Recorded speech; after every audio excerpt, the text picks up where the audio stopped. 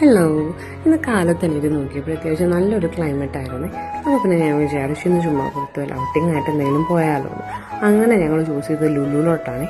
അങ്ങനെ ഞങ്ങൾ കാലത്ത് ബ്രേക്ക്ഫാസ്റ്റും കാര്യങ്ങളൊക്കെ എടുത്തിട്ട് നേരെ ലുലുലോട്ട് വിട്ടു. അങ്ങനെ ലുലുവിൽ എത്തിക്കഴിഞ്ഞാൽ പിന്നെ അറിയാമല്ലോ, നമ്മളെന്തായാലും ഫസ്റ്റ് പ്രിഫറൻസ് ഫഞ്ചൂരാണ്. കാരണം ലെന്നു ലൈനും കൂടെ ഉണ്ടെങ്കിൽ അവിടെ കയറിയിട്ട് നമുക്ക് എങ്ങോട്ട് വേണമെങ്കിലും പോകാനായിട്ട് ഓപ്ഷനുള്ളൂ.